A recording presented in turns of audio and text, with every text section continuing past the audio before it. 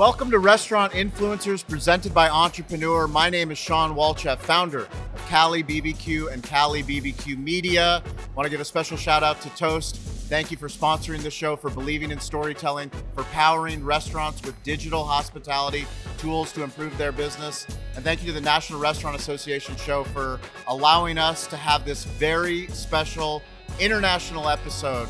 Today I have the North America CEO, Troy Hooper. Troy, welcome to the show. Great to be here, Sean. Thanks for having me. Can you please introduce our international special guests? Absolutely. So from Japan, we have Matsumoto-san. Matsumoto is the CEO of Hot Palate Holdings, which is the parent company of Pepper Lunch restaurant brand. And we have Yuto Tago-san. Yuto is the CEO, the global business CEO, and he runs our APAC, our Asia Pacific division, and is president of the brand. This is absolutely incredible. This is a very special episode for me. We believe in storytelling. We believe in technology. I would love for you to let the entrepreneur audience, we believe that you learn, in restaurants, you learn through lessons and stories. Can you let the audience know how you and I met and how we came to be sitting right here for Entrepreneur with Pepper Lunch Global? We have 109 countries that are here, 51,000 people, 11 football fields of vendors. What a special episode. How did you and I meet? We met on a digital audio app called Clubhouse. And Clubhouse is a place where you can come together and build community and support each other within whatever that community is. Ours happens to be digital hospitality, as you named it, in the restaurant world and hospitality in general. And we get together twice a week for an hour, and we get together with people from all over the world to talk about their business, their operations, their aspirations. And so we met there 2.5 years ago, maybe, Yes. and developed a relationship and an understanding that we're both trying to level up our own businesses, but also help other restaurateurs level up their business. And through that, we, of course, met in person eventually at your restaurant in San Diego.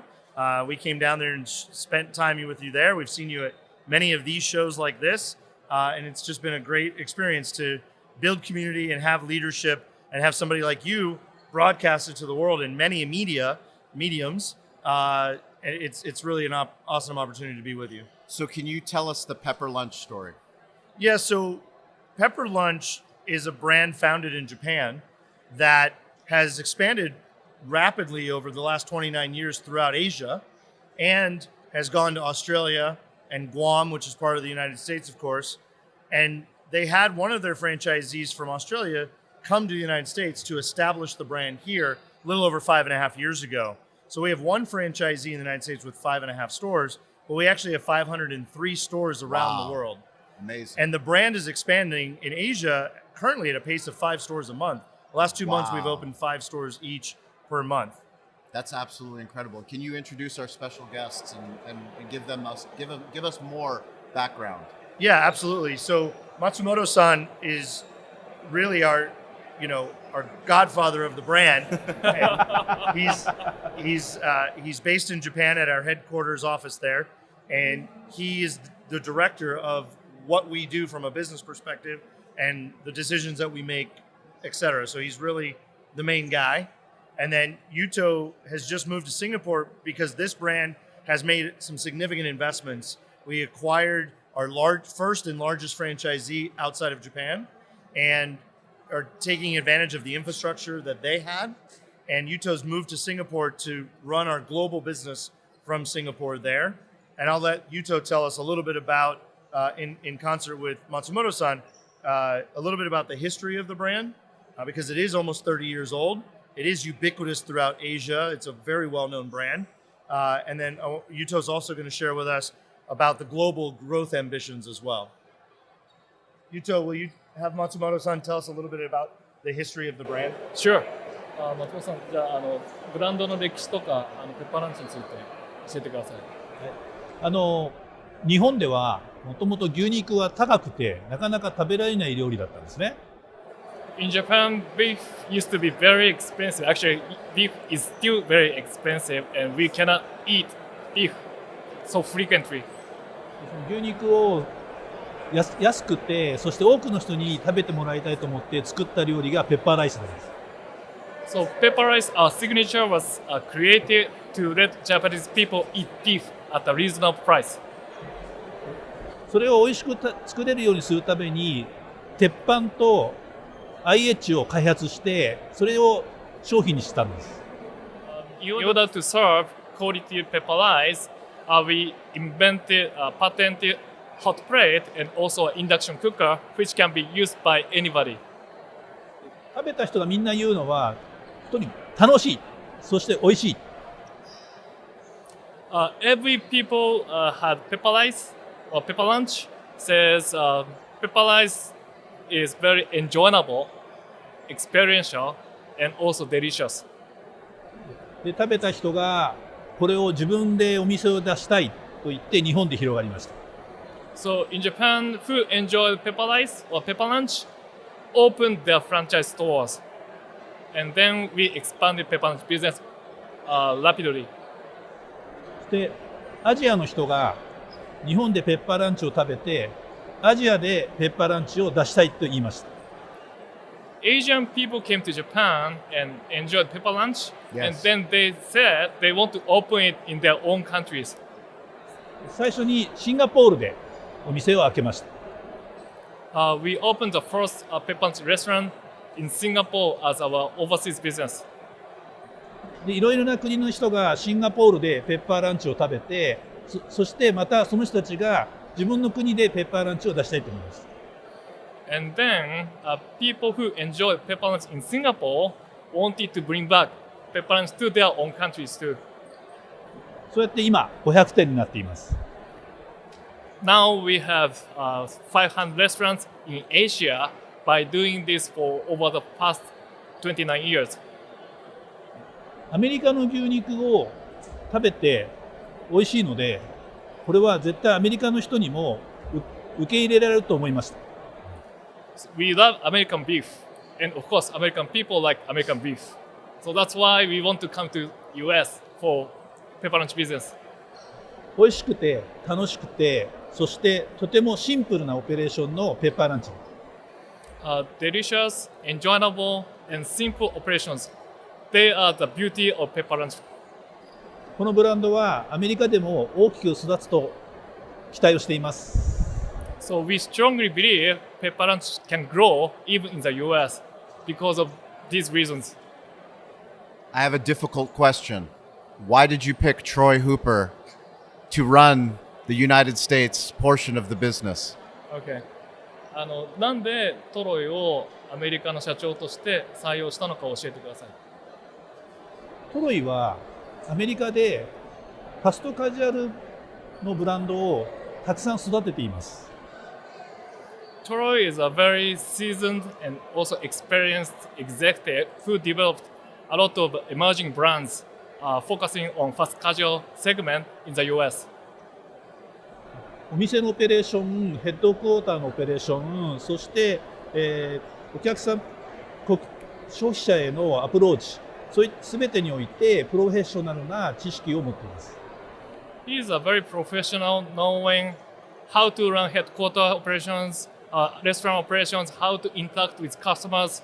So he's an expert in restaurant industries. That's what we believe for Troy. Huge news. Toast, our primary technology partner at our barbecue restaurants in San Diego, and the primary technology partner of so many of the guests that we have on this show, have announced they are expanding their business offerings with Google. So now, if you search on Google Maps and you sign up for Toast Tables or Toast Waitlist, you will have the opportunity to improve the digital hospitality experience of the guest, allow them to book through the maps into the Toast reservation system. One of the biggest difficulties that restaurant guests have is when they search for your restaurant and they want a table, they do not have an easy solution to book a table or to get on a wait list. This is huge news for the restaurant industry, huge news for guests, and huge news for you, the restaurant owner.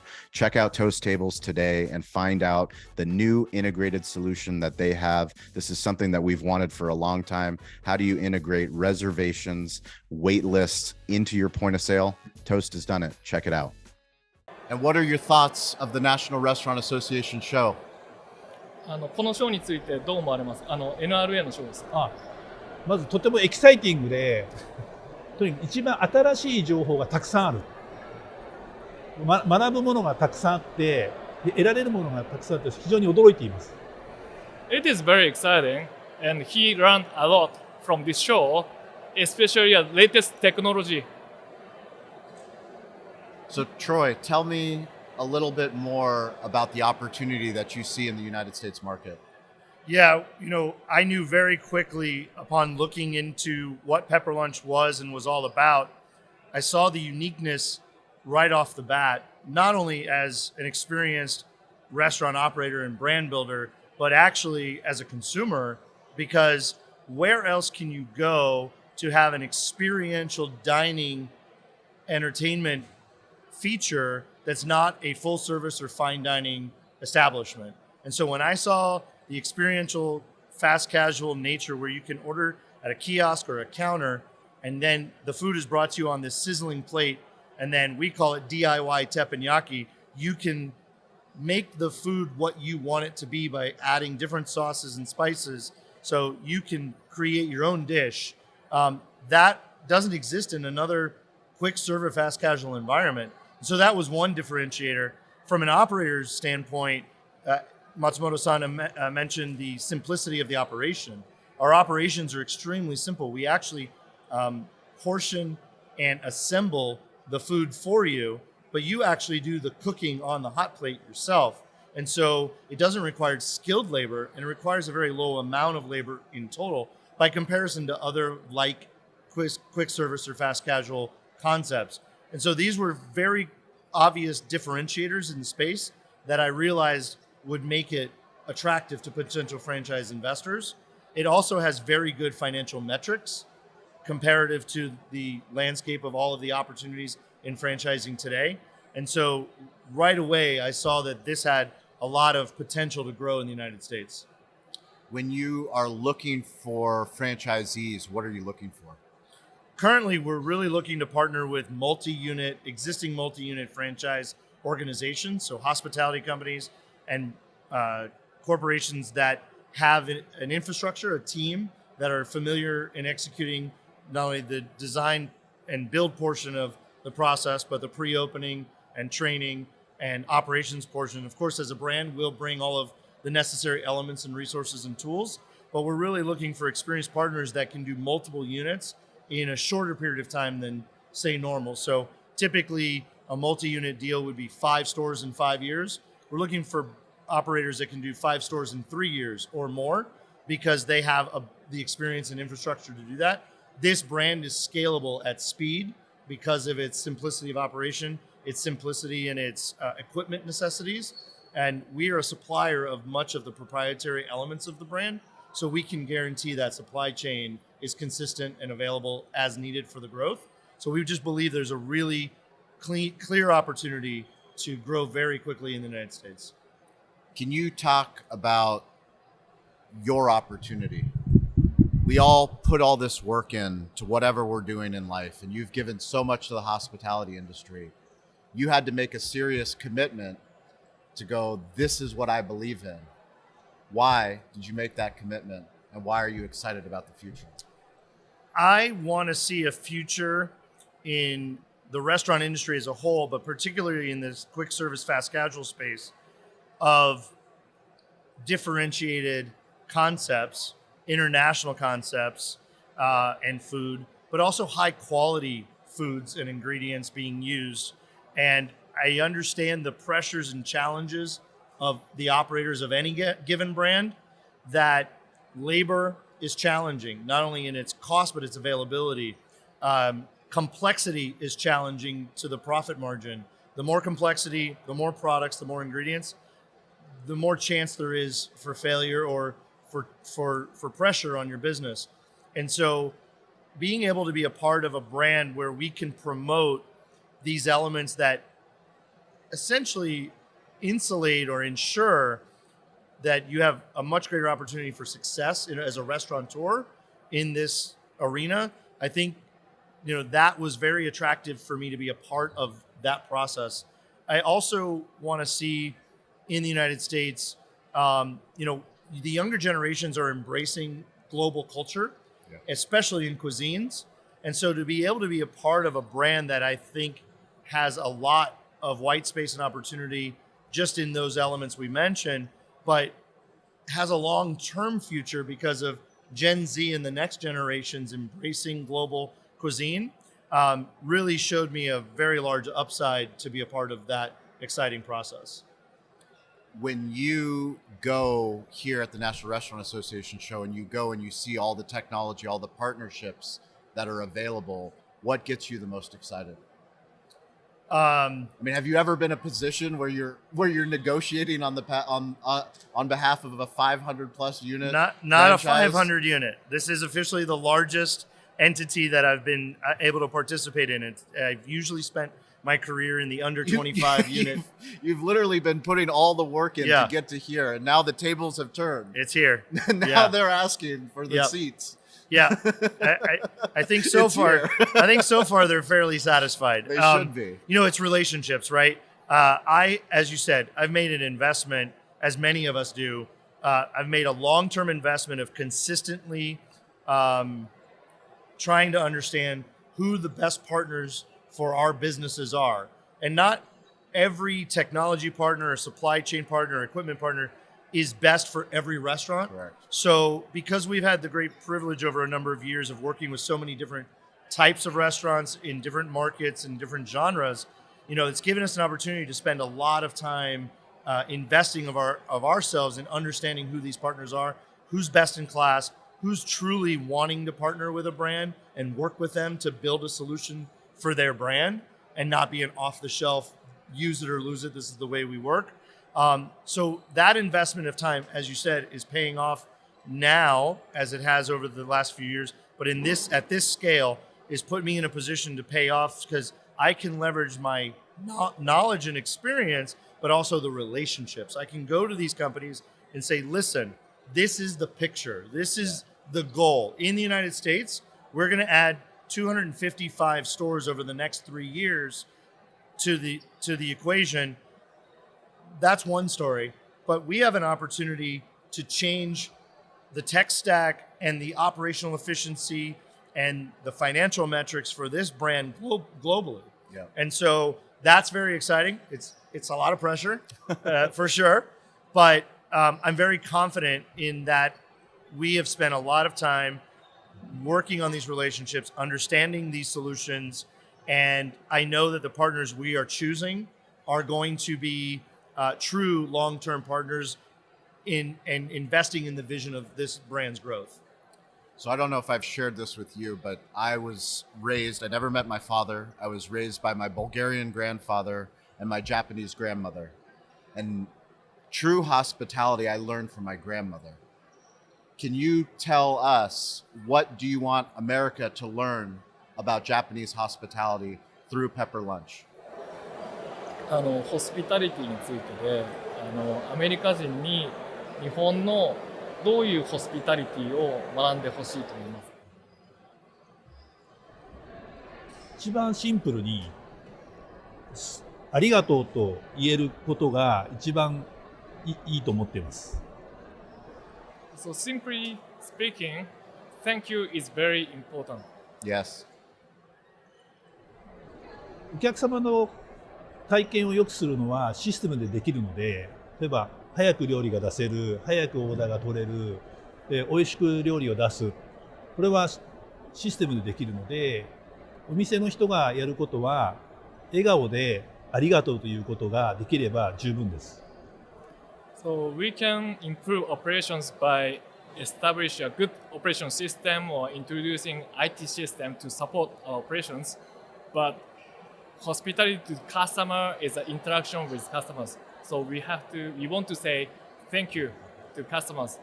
That's the most important part of Japanese hospitality. It seems so simple, yet so many people don't do it well. What impressed you when you learned about Japanese hospitality? Oh my God, I made a few videos about it because I was overwhelmed, and it was throughout Asia because I've had the great privilege of being in Singapore a couple of times as well. But in Japan, service is first. Everybody is focused on doing for you. The goal is your comfort, your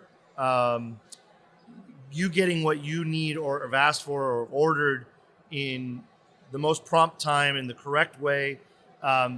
Everything is focused on on everybody else but the self. There's really, it's just very apparent that there's not a selfishness to anybody that you encounter, not just in the hospitality industry, because I've stayed in fine hotels, ate at wonderful restaurants, but everywhere. Everywhere, the entire culture takes on the responsibility of the impression that especially a foreigner receives, but even domestically, how you're perceiving them is very important. And so it's overt in hospitality, in service, in being cordial, in being attentive. It's everywhere. It's incredible. It's actually a little overwhelming. It just blew me away. So on this show, we talk about the power of smartphone storytelling, of telling your story. When you're a company that's been around for as long as Pepper Lunch has, and you are international, and now you're coming to the United States, what's the brand story that you're going to be pushing forward that you collectively can tell on the internet so more people can find Pepper Lunch and the incredible restaurants that you guys are doing? Yeah, the brand story, first and foremost, is the food. Yeah. The quality of the ingredients that we invest in the food first is what comes through. And while the experiential piece of a 500-degree hot plate with sizzling vegetables and rice and meats, proteins and sauces is a multi-sensory experience with sound and sight and smell and taste. If the ingredients themselves are not high quality, then you're not going to appreciate the experience. The experience is a gimmick if it isn't backed up, right? So you can see the quality when you receive the food. You can taste the quality and the textures and the flavors. You can appreciate the quality, and then the value, right? Our average plate in the United States is $17.50. A fast food combo at most major fast food drive-through restaurants is $15.50 to $17.50. Wow, really? And so the quality differentiation for the same price, there's a tremendous value, which means not only can you enjoy it and not be stressed out that it was costly to enjoy this experience or this quality of food, but that you can enjoy it more often. And so that value, I think, is a proposition that's very important. And, in Asia, from the fast casual or QSR perspective, food courts and other fast type foods, we're one of the most expensive concepts. Wow. Yet we're still extremely popular, and people eat at Pepper Lunch on a regular basis because they understand the quality is worth the spend. Whereas in the United States, we're used to spending much more for that quality of food. And so now the value proposition is incredibly high because now you can do it regularly and not have sort of spend guilt for wanting something special. How do you look, because for us, we spend so much time about restaurant tech stack of looking at reviews on Yelp and Sure. reviews on Google, reviews on Facebook. Talk to me about the Asia market. How powerful are reviews and how do you do review management? I'll let Yuto talk about that in Asia regarding reviews and review management. How integrated or important is that in the culture? I see. Of course, even in Asia, a customer review is one of the important feedback to us and also a sharing for their friends. So we try to manage customer reviews as much as possible So we do some aggregation of customer reviews, and we constantly monitor to improve our ratings. So basically, customer review works as the same as in the United States. That's my understanding. So what's the most popular item at Pepper Lunch? Beef pepper rice. Beef pepper rice. Beef pepper rice. That is the dish that was the impetus of the brand. Okay. And we sell a lot of beef pepper rice and jumbo beef pepper rice. So the same dish comes in half portion beef or full portion beef. But our menu is quite varied, and I'm impressed with the acceptance of the consumer across the menu. So while beef pepper rice collectively between the regular size and jumbo size equates to a significant portion of our sales, it's very interesting to see the next 9 items are varied from across the menu. And that's one of the interesting and I think differentiating value propositions of this brand is that we have curry dishes and we have teriyaki dishes and we have what I would call naked dishes, the dishes that are not inherently required to have a sauce or an extra flavoring. It's meat because the meat is so good, or the fish is so good, or the chicken's so good, you can have it without the accompaniment. But we also have a cream pasta and a cream sauce. And then when you get your food to the table, you can choose a couple of table sauces that are proprietary for us as well. A garlic soy and a Japanese steak sauce, which is a sweet apple plum barbecue style sauce. Okay. So every single week on Wednesday and Friday on the social audio app Clubhouse, where Troy and I met, we want you, the listener, to join us. You can come up on stage no matter where your restaurant is in the world. We want to hear about your restaurant, about your successes, about your failures. If you're in sales, marketing, if you're a hospitality professional, this is where the best of the best hang out. Every week we give a shout out, and this week's shout out goes to Jason Berkowitz of Arrow Up Training. Jason's one of the digital hospitality leaders that joins us on stage. He is here. He has an incredible app. But Troy, I wanted to give each of you an opportunity to let somebody know that's out there. It can either be somebody on the team or just a word of wisdom to the restaurant community. What's your word of wisdom, or who's your shout out to? My shout out, because we started this conversation about community. Yeah. And this is not pandering to the host, but my shout outs to Sean, because we just had the opportunity to run into Dean LeBay. And as part of this community, not everyone is always waving the flag of success. Look at me, look what I'm doing. We're doing great. We have lots of conversations in these roundtable spaces and these digital platforms and spaces, online and offline, about challenges as well. And Dean came to us and said, I've been having challenges because of a medical situation he had, but I still want to be a part of this community, and I don't want to be left out of the gathering that's happening here in Chicago at the National Restaurant Association show. I want to come, but I'm just not able to do that without some help.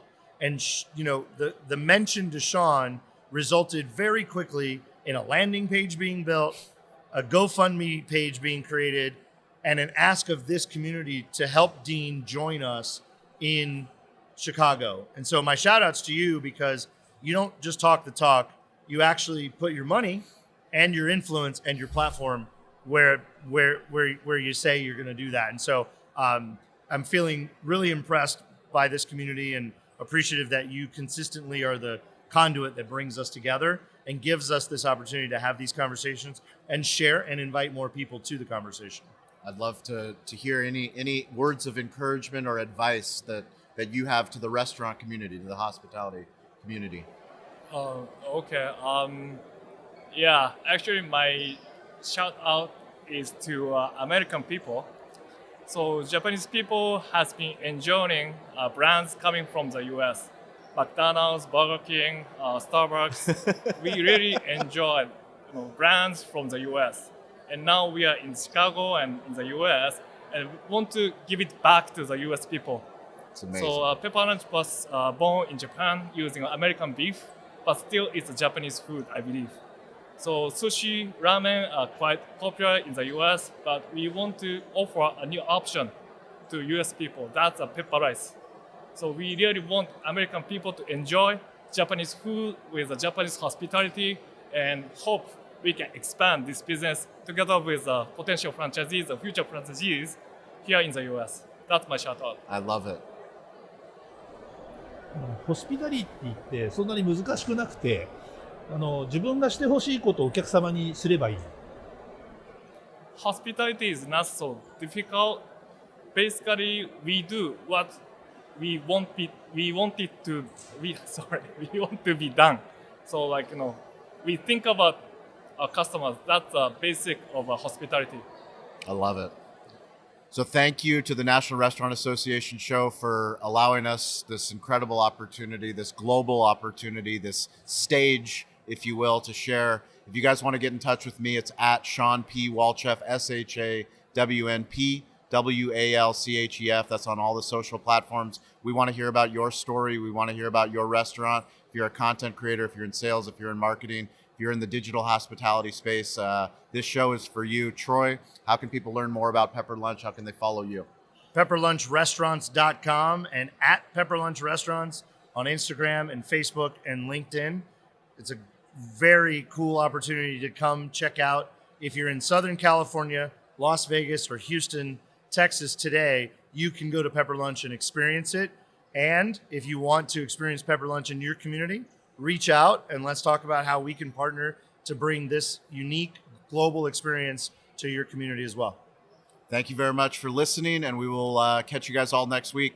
Thank you for listening to Restaurant Influencers. The best way that you can help us with the show is to subscribe and write a review.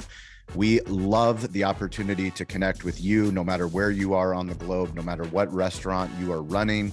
Please send us a DM on social at Sean P. Walchef. If you are interested in Toast, if you want to improve your digital hospitality, please send me a DM. I will get you in touch with a local Toast representative. We appreciate you listening to this show. The best way that you can help this show is share it with a friend, and we will catch you all next week, or we will see you on one of the digital playgrounds that we call social media.